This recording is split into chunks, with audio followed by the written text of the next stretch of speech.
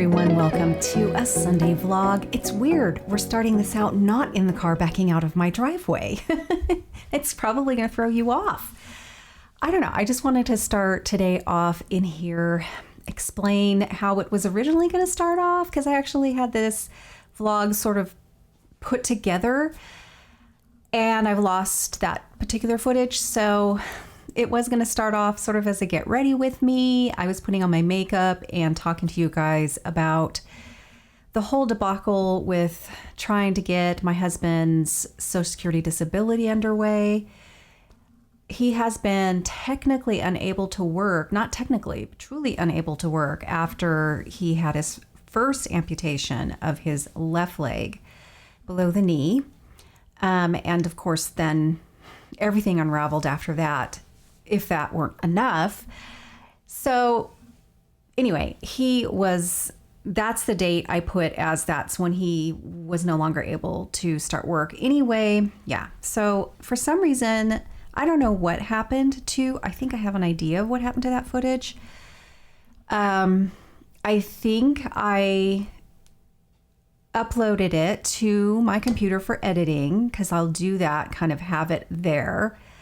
And for some reason, I lost files at some point with a different video I was editing. So I had to get rid of some memory that was being taken up. And I think I may have accidentally deleted what I had put in there with the vlog content. I think that's what happened. So anyway, I guess we won't start it that way.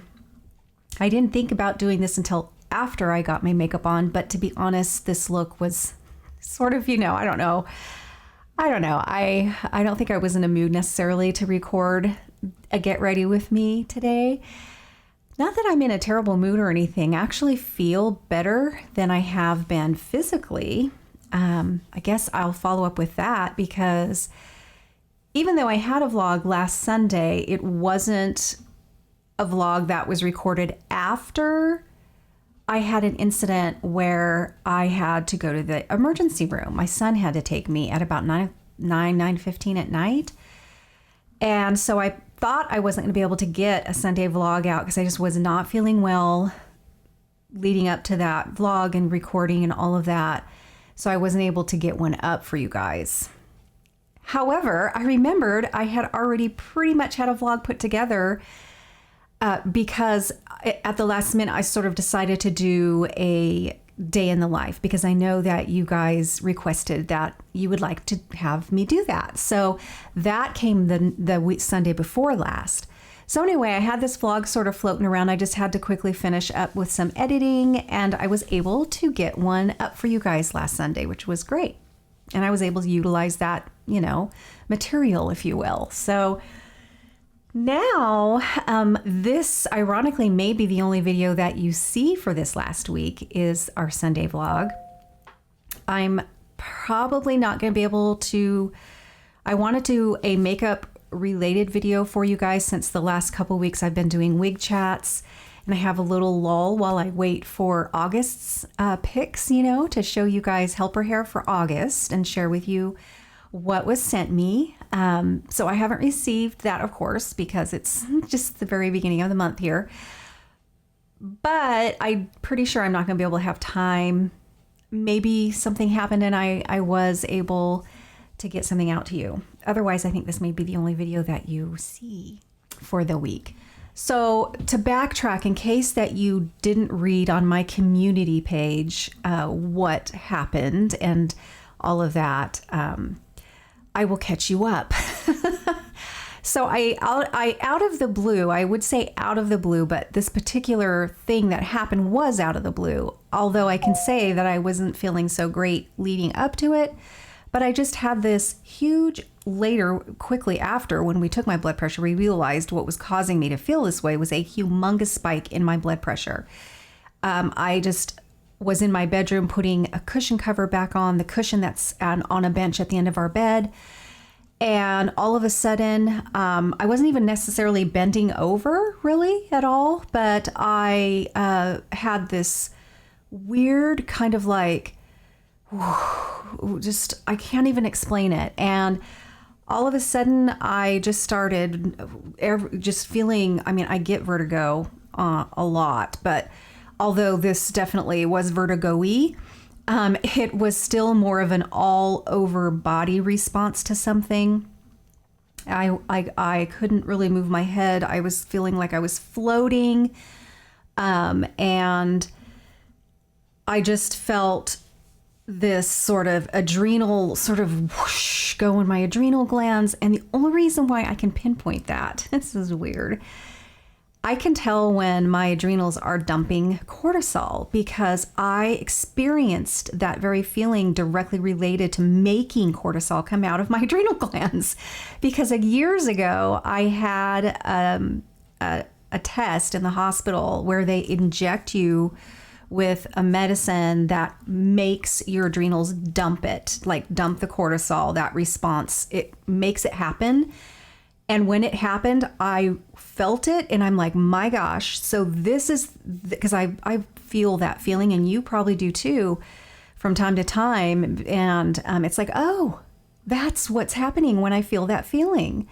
So it's like, I know that's, what that feeling is. Anyway, I have felt that in my, just like upper stomach area, right where your adrenal glands are. It's just right at the pit. If you ever just inadvertently put your hand here and you just like, you just have this almost anxiety, like you feel like you need to take a deep breath. It's like, just to kind of calm that. I'm thinking that might be what's going on for you too.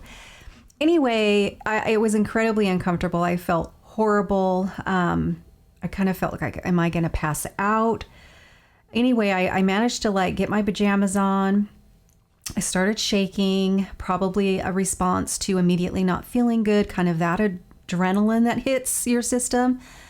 And I just started shaking and just felt absolutely horrible. I walked into the family room and sat on the couch. My son was out there. My husband was in the dining room working on his Lego project.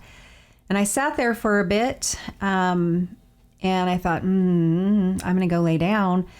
And so I went and laid down and just really slowly, because the world was just, I was floating, very just awful feeling, very, very woozy. And so I laid down for a little bit. And then I thought, okay, maybe I'm feeling better. I was trying to calm myself down, having a huge panic attack, trying to calm myself down, tell myself, this will pass. I needed to feel better before I even told anybody how I was feeling, And so I lay there for a little bit, not all that long, probably 10, 15 minutes. I got up very slowly. And as soon as I got up, nope, I didn't feel better at all. So I held onto the walls on each side as I walked down the hallway, which is a fairly long hallway. I went to my husband and I kind of started crying and I said, I am not feeling good right now. And he turned around and he's like, what's going on? And he could see that I was not feeling well. And so I told him, I said, I don't know. I'm just very, very dizzy. I just don't feel right. And so my son heard what was going on. He's like, what's going on? So they had me go to the couch and my husband said, do not go lay down. I want you here where we can see you. And so he made Shane go get the blood pressure cuff. He took my blood pressure and it was like 237 over 100 and something. And I'm like, holy moly. And that's better not be right. Like, that better not be right. And so he took it again and it was 197 over, I think it was like a 101 or something like that. So we took Shane's blood pressure. It was normal. And he took his blood pressure. It was normal. So we knew that it was me. And so I just had to try to calm down. And I was shaking so bad, like tremors, really. Tremors that I couldn't stop. Anyway, Shane FaceTimed Jessanne, who is my daughter, who is a PA, and she lives in Oregon. And she was like, what's going on? She's always so calming. And so I was trying to tell her what I was feeling and feel bad calling her about things like this because she's so far away. She can't do anything, But I think Shane needed that more than I did. He needed to have that connection. And so, So basically, it was like, since it came on so suddenly, I think you should probably go to the ER. And I didn't want to do it because I know these days, the ER, you're going to be there for hours. But I knew I did not feel right. And the fact that I was willing to do that means I did not feel right, because I do not like going to the doctor or anything. So my son took me, and we were there for 7 hours. 6 hours and a half, we were waiting just to get my vitals taken, just to get checked in. That's how bad it's gotten in this country, and I know it's probably nationwide. Really, it would kind of come, and then I'd get that flush of feeling again, and I was just like woozy, and it would kind of come and go right when I thought I'd be feeling better. But by the time the 7 hours went by, I was feeling better, much better. Anyway, yeah, they didn't even take my blood pressure when, you go and see the first initial contact, which is somebody who basically takes your insurance information and makes you sit in the waiting room to get your vitals and all of that taken. They didn't even take my blood pressure. Anyway, it was like 171 over something. And 6.5 hours later, they called me back. Didn't sit for too long in the room because I told Shane, we may be sitting here for a few more hours. You know what? I actually was walking. I told Shane, I can't do this.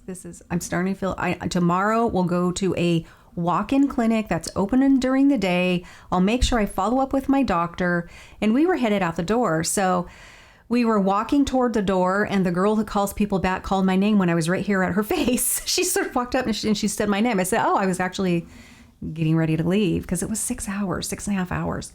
Everybody else was waiting long too, and a lot of people also left. So she's like, oh, well, bye, just really being, And I said, oh, yeah, well. So we went back and didn't have to wait too long. The doctor came in. He heard the word vertigo, and that's where his mind stopped. That was it. He just figured this was vertigo related. You've had vertigo. You had a vertigo attack. It made your blood pressure spike because of the anxiety. It's like, no.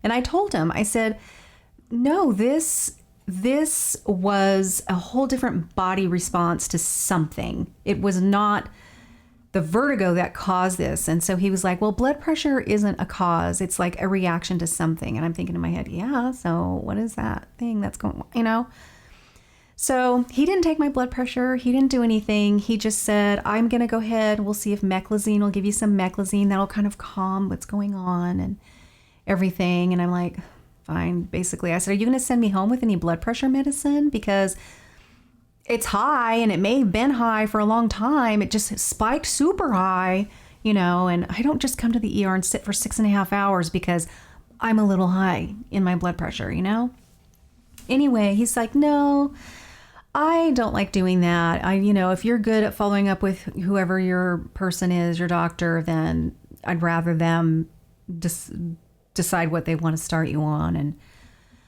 I'm like, okay. So out he goes. And he did order, and he asked me, he felt fine just sending me on my way.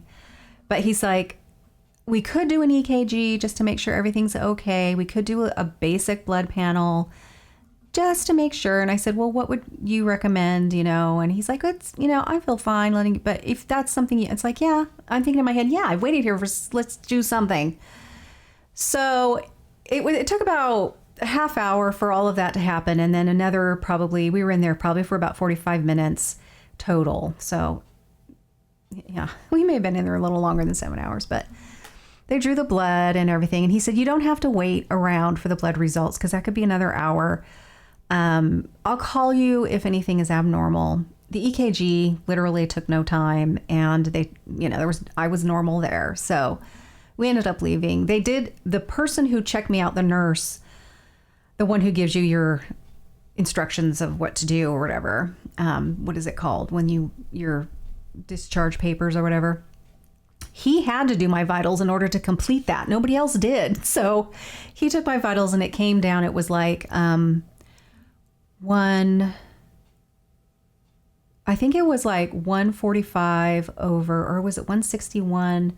Anyway, it's slowly starting to come down. So out we went, and I felt really icky, still very off into the next day, which was unfortunately Friday. And my I see a nurse practitioner, and my office that I go to is closed on Fridays. So I had to wait until Monday to call her, which I did. By then, slowly but surely, I was feeling a little better. We continued to take my blood pressure at home. And so anyway, that was my experience. I haven't been feeling that great. My back pain has been through the roof. Oh, the other thing.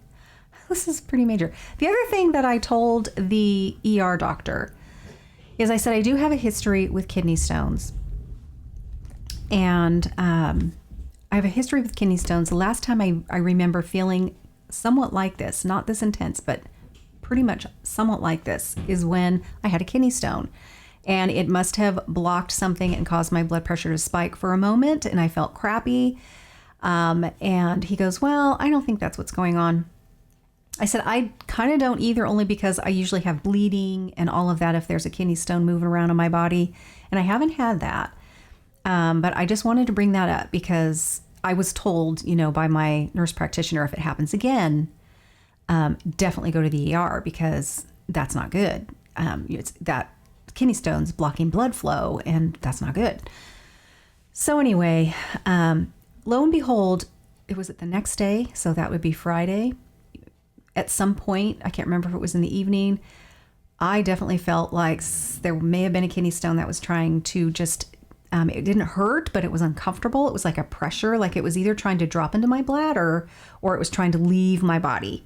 And it was just up on the right-hand side, just one of those tubes, and I could definitely feel something. So I started taking a tamsulosin, that's what I've been told to do by my nurse practitioner, and drink a crap ton of water. So I did that for 2 days. It stuck around in that place for the whole rest of the day and the next day.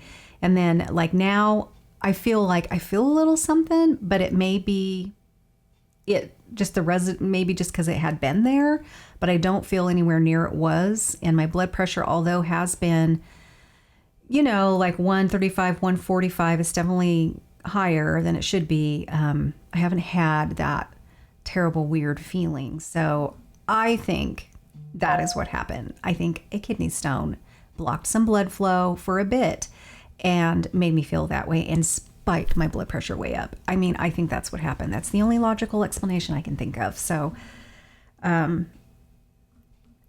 yeah. And maybe that's why my back pain has been horrendous. My back pain's still bad. So anyway, I have seen my nurse practitioner since. Funny enough, it's not the same one. It was another gal. And I'm like, shoot, because I really liked the last one, but she left in October. But when the nurse practitioner came in the room day before yesterday, Monday, today's Wednesday, I was so relieved because I've been to her before. She actually was there at one point, and she's back. So I really, really liked her. She was so good, you guys. She listened. She was with me for an hour. And so we talked about this episode. We talked about, I said, I'm going to overwhelm you. I don't normally do this, but I'm going to tell you everything that's been going on with me. So I talked about my back pain, how it's gotten to the point where it's affecting my daily life to the point where it's really bad. I mean, it's been affecting my daily life for years, but not like this. Talked about that. We talked about my concern. I need to do something about my blood pressure because the stress in my life has been for the last couple of years. So I know I need to not ignore that. We talked about my anxiety. We've talked about my depression, my suspicion that I have ADD and have probably my whole life, and how I think maybe that is one of the reasons why I worry so much, why things loop and loop and loop in my head. She even said that ADD is always associated with pretty good anxiety in your life, and many times the anxiety is actually misdiagnosed and treated wrongly when it really has to do with ADD. So anyway, she had me take a little short 2-page exam type of thing of questions. And she said, it's not my wheelhouse, but this will at least give me something to go on to refer you to a psychiatrist so they can further evaluate you. So we did that. And she looked at the thing and she's like, oh yeah. She goes, I'm very, very confident in saying you do have ADD, but I can't make that diagnosis myself. So she's referred me to a psychiatrist to deal with that. And we are visiting there's lots of different things we can do to help stress levels. She recommended a lot of different things that I could try. It doesn't hurt to try guided meditation. She gave me a book to read that might be helpful. I'm open to anything and everything at this point, and also mentioned pain clinics. And I'm actually to the point where I'm going to explore that. So she's referred me to that. I haven't heard back yet from anybody to make appointments, but she said they will call me. So I just was so grateful that she listened, didn't make me feel like a hypochondriac, that she is trying to solve and help me figure out all of these things in my life, because all of these things have been chronic in my life for years and years and years, but I've been able to either tamp them down, roll off back, deal with them and still sort of get on and do my life. But I think because my stress levels have been through the roof, I'm now unable to cope with the simple things, let alone these other things that now are just not copable. Is that a word? I'm not capable to cope with them like I was, and they are starting to get into my life and I can't deal with it. So she was so helpful. So I will follow up with you guys if you're at all interested in this path, the different places and people that I'm seeing, and seeing how that all works. And then hopefully it will improve my quality of life so I can be a better caregiver, a better mom, and hopefully someday a better grandparent. Because honestly, at this point, if we had grandkids right now, I would not be able to enjoy them. I can't stand or walk or sit for any length of time. So want to take the grandkids to a park or something like that, or just play with them, or just hold them, or take care of them for my kids when they need me to. I would struggle really, really hard right now to do that. So yeah, that is, this is my message, is you're never too old to want to have the best quality of life that you possibly can. So be open to exploring maybe avenues in the past you have not been open to. For instance, I was not ever open to taking medication for depression or anxiety or even pain. I've never been wanting to, I have a bit of a phobia with taking medications. So I also was almost closed off to taking blood pressure medicine back a couple years ago when I started taking this exact medication that she wants me to take now. And I did end up taking it, but then I lost weight and it seemed to kind of get to the point where I could get off of it. So I just do have a phobia, but I want a better quality of life. You're never too old for that. And I just want to implore you, if you, and so many of you are suffering with what I shared in my vlog last week, which is depression and anxiety and isolation and all of that. That doesn't mean that you have to hang out there and stay there, and so just like I really encourage you to not give up on yourself and self-care, and get in there and make, play with makeup again, make yourself just for yourself, don't write off the fact that you have to get anxiety over thinning hair or whatever. There are options out there, and many of you have explored those and feel so much better now that you have. So don't give up on any of that. Well, my goodness, the big picture is don't give up on these issues too that are hindering you from living your best life. I don't care how old you are. You have the right to live your best life. So I have hung out here for a while in this place, that I talked about a lot in last week's vlog, and this chronic pain, this chronic sort of anxiety, and just all of this stuff that prevents me from getting good sleep. It prevents me from doing a lot of things, and it's just getting worse. So I'm not going to allow myself to live there. I'm going to explore my options. There's going to be trials and errors of things that didn't work, things that maybe did. It's going to take a little bit to get on that road, and it may always need to be adjusted, or new things will need to be tried. I'm not giving up on that. I have a whole future ahead of me. I have grandkids coming my way, and a husband that will need will need care depending on what he's going through. Right now, he is, by the way, doing amazing. He really is doing amazing, and the best that he has for a very long time. Even before, even a year ago, he's doing better. That Aricept medication has been a miracle drug, and it's helped so much. But I know that is a Band-Aid. He has degenerative issues that are going to get worse no matter what we do. But I know it's a Band-Aid. I know things aren't going to always be this great, but loving and living in this moment while we can. But with that said, I know whether it's a year or 2 years or 5 years down the way, more and more is going to be needed of me physically and mentally. Right now, I can't foresee myself being able to do that. And that gives me anxiety in and of itself. So anyway, that's my message while I sit here in front of you. Do not give up on yourself. There are options and explore them. Even if you're exhausted, I know how that is. Do baby steps. My first baby step was, well, I think I got forced to by what happened and I had to go to the ER. That scared me a lot. Because I was thinking stroke, I'm going to have a stroke. And that scared the living daylights out of me.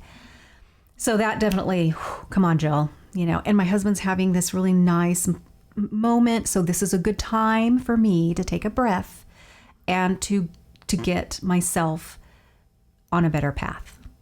So do baby steps, make that first appointment. And if you don't like that doctor or whoever you decide to see, seek someone else. It's exhausting, I know, but it's so worth it. So worth it. So, all right. My dogs are going to get groomed today. We have a mobile groomer that comes to our house and she is going to be here about 1 o'clock, which is about a half hour from now. So I am going to sort of get myself out of this room and get in there. Sometimes she comes a little early. And also I have to sit at our table and work on 2 packets of information that the Social Security office has sent us. And it's a lot, but my goal is I got to get it done. I really want to get it done today, and I'm going to take it out and get it faxed to them because I know if I don't, it is going to cause me not to sleep until it's done. So yeah, I am going to put a little blurb in here, probably next maybe, of after I was expecting a call from the Social Security I was expecting a call from the Social Security office that had been booked for over a month. It was like a month and a week. I had been waiting on this call because I had finished the application. And when I called a few weeks later, because I had not received anything, they said, oh no, you didn't, there's nothing submitted. I'm like, what? It took me like 6.5 hours that day to do that. So this phone call, I was hoping was going to tell me, oh, we found it, And this Social Security disability application process has been a nightmare. It has been something that I've also procrastinated on because my brain just can't wrap myself around all that needed to be done. So I struggle with that lately. Anyway, I had expected that phone call that day. And so I just turned on my phone in my bedroom to let you guys know how that went because I had a lot of anxiety leading up to that phone call for weeks. And so I share with you guys what came of that. You'll have to excuse the horrific glare on my glasses because I have a little sort of ring light that I attach to my phone. And if I wear glasses, it reflects off of that. And it is so horrible. So I hope it doesn't bother you too much, but I'll probably put that next. All right, guys, I will talk to you later and hope you guys are having a good day. And I'll see you soon. Oh, okay, guys. So I just got off the phone. Well, probably about 15 minutes ago. Had to feed the animals. Just got off the phone to a very nice, gentleman. His name was Tony at our local Social Security office. And really at this point of the game, it couldn't have went any better. The best case scenario I feel like happened. And he explained to me what went on, why they couldn't find my application. And so basically, long story short is, because I'm sure you could care less about all the details, is he was able to access that application that I did submit in June. And he explained to me that the first one, or the first part that I did the prior year, was the official application.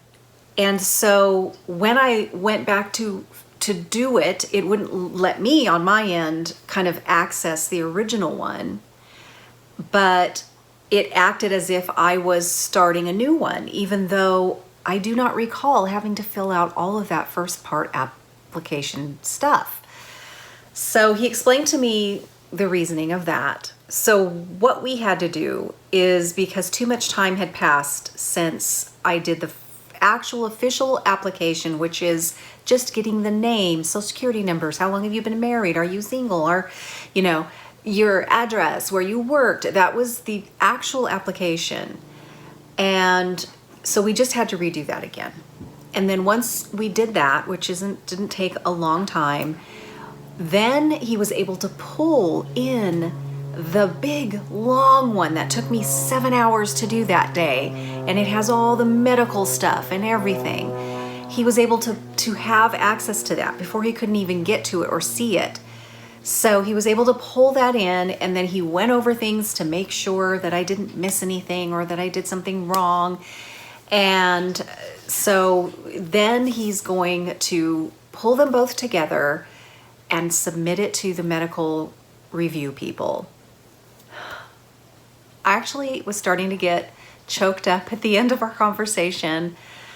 I said, I want to thank you so much. I said, I have been so stressed out over this for over a year. I had no idea what was going on. And I just said, thank you so much for being calming and clear and explaining things. Anyway. And he said, well, I've done a few thousand of these. To say I'm relieved is an understatement. I don't even think I could put into words how I'm feeling right now. I have a little, there's always, I hope the rest of this process goes smoothly thing, and that there might be bumps in the road and whatnot. But this initial submitting the application has been so hard, and getting past all of that and to just actually have it being submitted is huge, a huge thing. The biggest thing, the hugest thing off of my shoulders. So anyway, now it can take, because of COVID, it can take over 5 months for them to accept or deny you.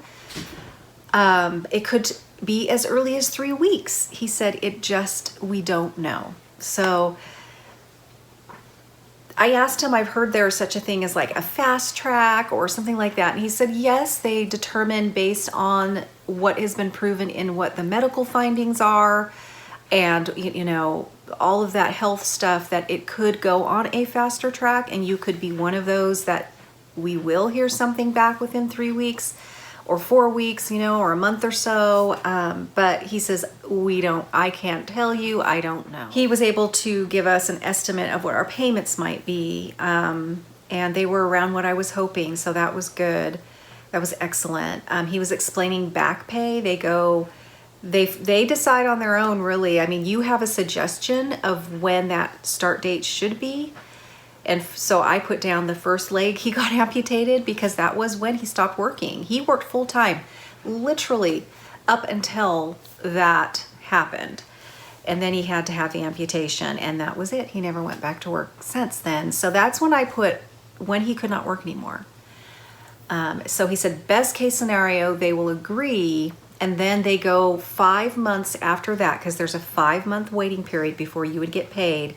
Doesn't matter who you are or anything. So they would go to August, and then you would get back pay from August until when the application was approved.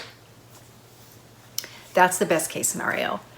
There are other scenarios that are not the best case scenario. He could get that greatly reduced if they choose another date, or he may not get any back pay. So I mean, back pay would be amazing. It would be so helpful.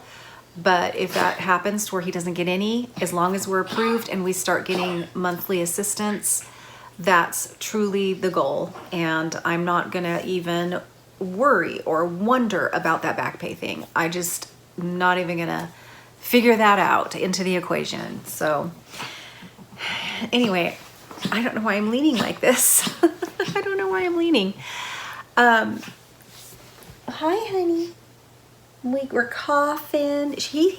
Loki suffers with really bad allergies, and so He's had them really bad since spring, early spring. I'm sure there's something I can do for that. He's okay though. I don't want you guys to worry. Hi, honey. You have a leaf, a little tiny leaf in your ear, on your ear. So my anxiety has dropped so much. Whew. Anyway, it dropped like within probably 10 minutes of talking to him once he was explaining to me, because you were always anticipating that you're going to have to fight your case. You're going to have to try not to argue, but you may have to get in a heated conversation. And I just can't deal with that stuff right now. I've never been afraid of conflict, but I tell you, I can't handle it anymore. I can't. My nerves are shot.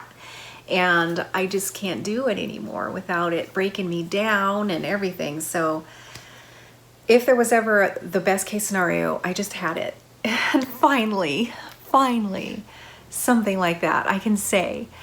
So he said that we might get a letter from them asking for additional information for the application. That's very common. If that happens, just fill it out and get it back in as soon as you can.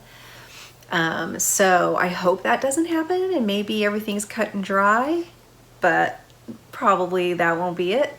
So he said, check your mail often, which is good because I don't check my mail often. So I will be now. So yay. Do you remember when you were a kid and you had a doctor's appointment, you knew you were going to get a shot and you just stress over it and you just cannot wait for when it's all done? Remember that feeling of like it's over and you just get this pure joy, like I did it, it's over with. That's how I feel. That is how I feel. I remember that feeling. And so when my kids had to do that, we would go, and it was back, this was in the 90s. So I would get them a Beanie Baby. They would be able to pick out a Beanie Baby after they would get their shots. Anyway, I need a Beanie Baby. So what, there's, I guess what I'm taught them was retail therapy, right? That's probably not good. All right, I wanted to just sort of touch base with you after that. So I will see you guys soon. Bye. And thank you so much for hanging out with me this Sunday or whenever it is you decide to watch this. And I will keep you guys updated as to everything, what's going on with me. I hope you're doing well, and I will see you guys very soon.